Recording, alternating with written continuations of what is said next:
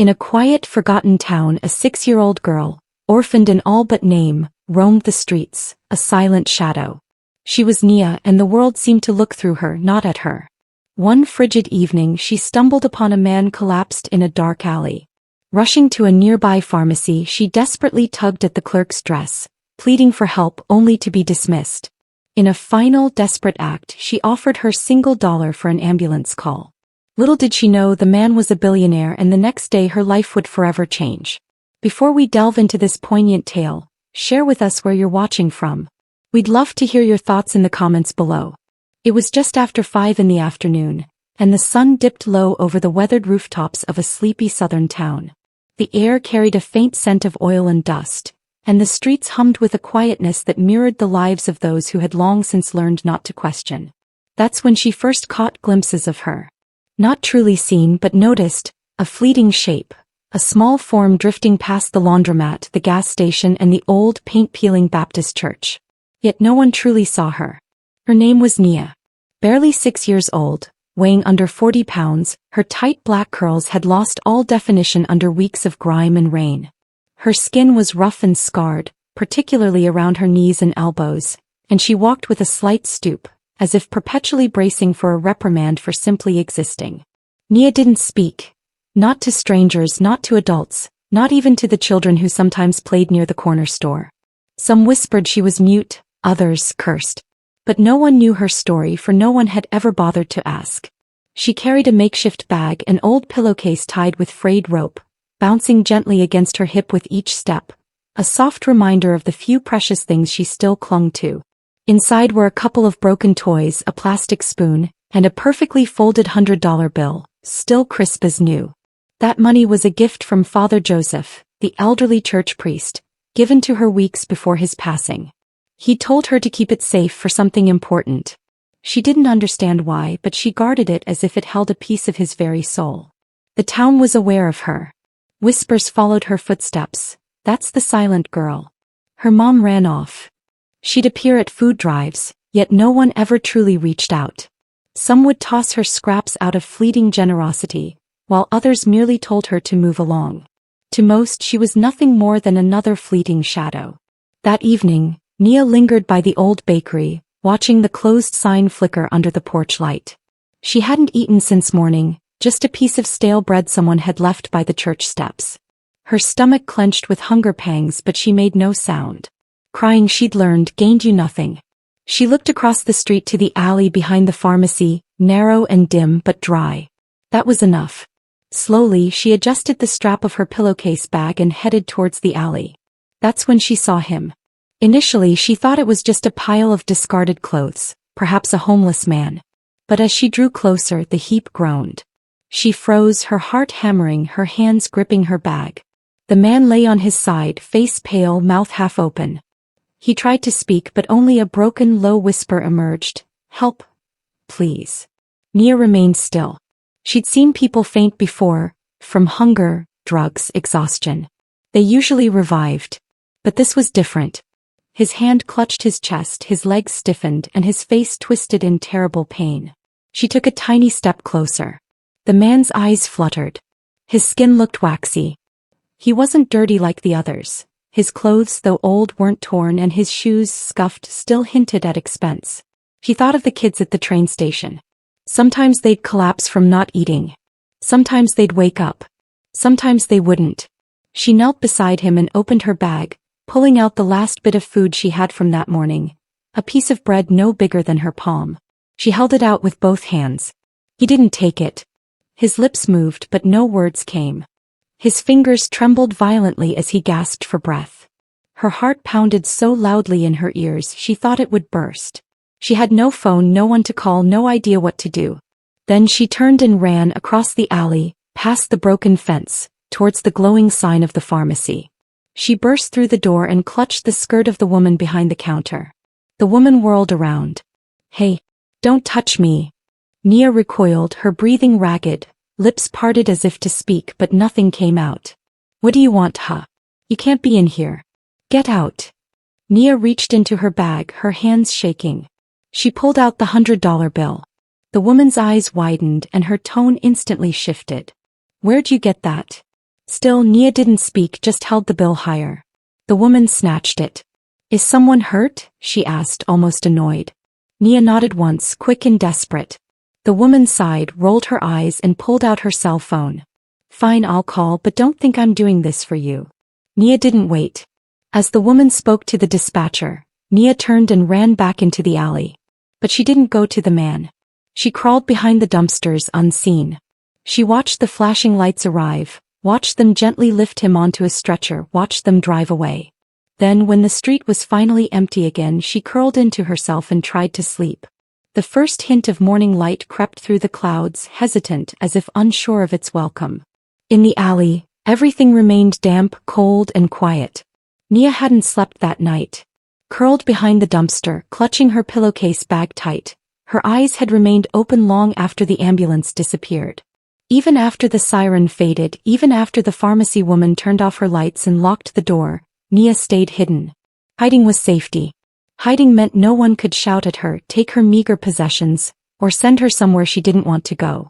Now she sat with her back against the brick wall, legs drawn up, her thin shirt damp from the ground. Her fingers kneaded the pillowcase fabric, seeking comfort. The $100 bill was gone, and so was the man. She didn't know if he was alive, only that she had tried. That had to count for something. Across town, in a hospital room with softly blinking machines, Charles Whitmore opened his eyes. The pain in his chest was a dull ache now, a receding echo. But confusion struck him first. The sterile scent, the white ceiling, the faint beeping of a monitor. A nurse leaned over him, adjusting in 4. You're lucky, she said. Someone called it in just in time. His throat felt parched. Who? They didn't leave a name, the nurse replied. Dispatcher said the call came from a pharmacy on Maple and 3rd. Charles closed his eyes again, this time not from pain but from something heavier.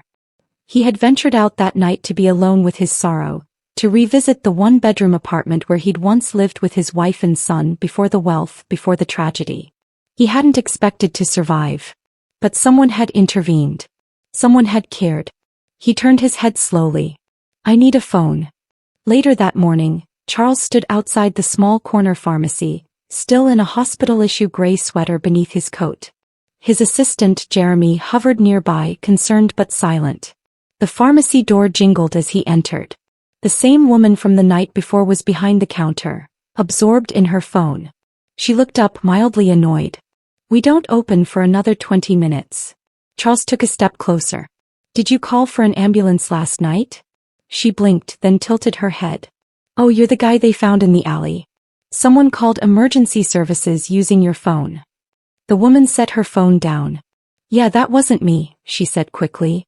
Some dirty little girl came in, grabbed my skirt. I only called, 'cause she gave me $100. Charles didn't immediately reply. He simply stared at her. His voice, when it came, was quiet. Where did she go? The woman shrugged. Back into the alley, I guess. I didn't follow her. You people think I've got time to babysit every homeless kid who walks in here? Jeremy stepped forward. Do you have security cameras? The woman hesitated. Why? Charles said softly, because I need to see her face. 15 minutes later, in the back office of the pharmacy, they watched the footage. It was grainy but clear enough. A small figure scurried into frame, barefoot, wild-haired, clutching something in her hand. She reached up, offered the bill, and stood there trembling. When the woman turned to make the call, the girl vanished. Charles leaned in, studying her face. Pause it. The image froze. Her eyes were wide, not empty, just afraid. And beneath that fear, something else. Bravery, he whispered. She saved my life. Jeremy glanced at him. What do you want to do? Charles stood up, slow and steady. I want to find her. Outside, the clouds had thickened and a light drizzle began to fall. Charles got back into the SUV, a still frame of the video on his phone. Start with the shelters, then the food banks. Anywhere children might go. She's not invisible to me anymore. He didn't know her name. He didn't know if she could speak. But he remembered that look, that moment she had reached out, not for herself but for him. She had nothing, yet still she gave. Now it was his turn. The rain intensified by noon, slicking the sidewalks and carving thin gray rivers along the gutters. Charles sat in the back of the SUV, one hand pressed against his chest, Not from pain but from something deeper, heavier. He hadn't felt this kind of profound stir in years. Not in boardrooms, not at fundraisers, not even when he signed the papers to donate half his fortune. None of it had elicited any true feeling, but that small girl trembling there, handing over her sole treasure just to save a stranger. She had cracked something open inside him. Something that had been sealed shut since the day his wife and son died. Still nothing from the shelter, Jeremy reported from the front seat. And the school district has no record of a child matching her description. Charles didn't reply. He kept his eyes on the street, scanning every corner, every alley as if she might suddenly materialize. 2 blocks later they passed the community church. A line had already formed near the back parking lot, people waiting for food. The town had little, but on Thursdays a charity group distributed bread and canned goods. That's where he told the driver to stop. He stepped out slowly, ignoring the umbrella Jeremy offered. His coat quickly soaked through, but he paid no mind. He scanned the line, person by person. Most were adults, a few mothers with children. And then, near the very end of the line, partially concealed behind an older boy, he saw her. She was smaller than he remembered. Her clothes seemed heavier now. Someone had likely given her an old coat that swamped her tiny frame. But her eyes were the same, quiet, watchful, weary. She held her pillowcase bag close, fingers digging into the fabric as if it might simply float away if she relaxed her grip. Charles didn't move immediately. He watched as the line inched forward. She didn't push. She didn't complain, simply waited. When she finally reached the table, the volunteer asked something. She didn't answer. He asked again, louder. She slowly held up her hand as if trying to explain without words. The man frowned. Then he shook his head and pointed to a clipboard. No name, no bag, he said. We can't just give things out. She looked down. Charles stepped forward just as she was turning away. Her face was blank. Not surprised, not angry, just accustomed to it. Wait, he said. She froze. The volunteer raised an eyebrow. You know her? Charles nodded. Yes. She's with me. The man shrugged and handed over a small paper bag. Next. The girl took the bag with both hands but didn't look up. She stepped aside slowly, unsure whether to flee or stay. Charles knelt down, ignoring the sharp ache in his knees and the cold rain on his back. You saved me, he said quietly. I remember you. I remember what you did. She clutched the bag tighter. He took a deep breath. I want to repay you. Not with money, not with gifts, but with something real. A home. A place where you never have to beg again. She didn't answer. She didn't nod. But her eyes lifted to meet his, and for the first time they didn't flinch. Charles extended his hand. I won't hurt you. I won't let anyone else hurt you either. There was a long pause, the kind that made your heart beat loud enough to hear. Then slowly Nia reached out. Not to shake his hand, not to take anything. She touched his sleeve, just a finger, just enough to say, I'm listening. That was all he needed. The house was quiet when they arrived. Not the kind of silence that made you feel small or unwanted, but the kind that enveloped you, soft and slow, like a warm blanket after a long storm. It stood at the edge of town, hidden behind a row of tall oak trees, its windows glowing golden against the fading gray sky. Nia didn't utter a word as she stepped out of the car. She didn't appear afraid, just cautious, like a stray animal unsure if the door would close behind her the moment she crossed the threshold. Charles didn't hurry her. He walked a few steps ahead, then stopped and waited. His gait was slower than usual, still recovering but steady. It's your choice, he said over his shoulder. No one's going to make you stay. She hesitated. Her pillowcase bag was slung tight across her shoulder, damp at the corners from the rain. The paper bag of food remained firmly in her hands, untouched. She looked at the house, then at him, then she walked inside. Everything inside smelled faintly of wood and soap. The floorboards creaked softly beneath her small steps. She passed a hallway adorned with framed photos. Some faded, some newer. A woman with gentle eyes. A boy holding a baseball glove. Charles didn't draw attention to them. He simply showed her the kitchen, the living room, the bathroom with the light that flickered when turned on too quickly. Then he opened the door to a small room at the end of the hall. This one's yours if you'd like it, he said. There was a bed. Not a mattress on the floor, not a blanket on concrete, but a real bed. A shelf with a lamp, a small dresser, a window with blue curtains. On the pillow sat a stuffed bear, brown with one ear slightly bent. Nothing extravagant, nothing perfect, but it was hers. Nia stepped inside slowly. She didn't touch anything at first. She simply looked. Then she gently placed her pillowcase bag at the foot of the bed, sat down and folded her hands in her lap. Charles stood in the doorway for a moment, then cleared his throat. "I'll give you some time. There's soup on the stove if you're hungry." She didn't move. That night she ate in silence. Charles didn't press her. He sat across the table sipping tea, sharing small stories about the house, about the trees in the backyard, about how the heater always groaned once at midnight before settling into silence until morning. She didn't respond, but her eyes followed every word. She wasn't just hearing, she was remembering. Days turned into a week. She stayed. She never spoke, not a single sound. But she began to move through the house with less trepidation. She'd sit on the porch in the mornings, curled in one of the old rocking chairs. She'd eat whatever he cooked, even if she never asked for anything. She started brushing her hair again, slowly, methodically, as if attempting to untangle more than just knots. Charles learned her rhythms. He didn't ask her why she never spoke. He didn't inquire about her mother or where she had slept before. He simply ensured the fridge was full, her light switch worked, and her sheets were warm and clean. One evening after dinner she walked over to the bookshelf and pulled out a worn children's book. She didn't open it, just gazed at the cover for a long time, then handed it to him. "You want me to read it?" he asked. She nodded. He sat down on the couch, cleared his throat and began. Her head leaned against the armrest. Her eyes slowly began to close. By the third page she was asleep. He didn't stop reading. When he reached the last line he whispered, "Good night, kiddo," and sat there a little longer, holding the book in his lap. It was the first time the house had felt truly alive in years. The wind had shifted by morning. It was warmer now, gentler, drifting through the open windows and carrying the scent of early spring, damp soil, fresh grass, something hopeful. Birds chirped near the porch, and somewhere in the backyard, a squirrel darted across the fence. Inside the house, Nia sat at the small table by the kitchen window, legs tucked beneath her, her spoon softly clinking against a bowl of oatmeal. She had begun eating breakfast without prompting, coming to the table when the smell of toast or eggs filled the house.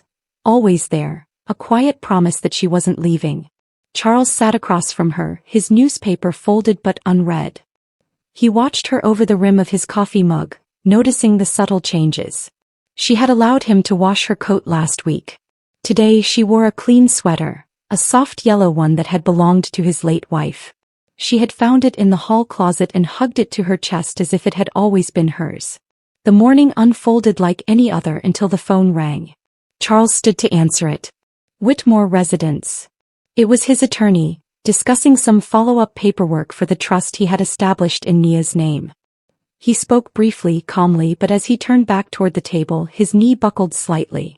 A sharp, familiar pain shot through his lower back. He winced, placing a hand on the wall for balance. The mug slipped from his hand, shattering against the tile.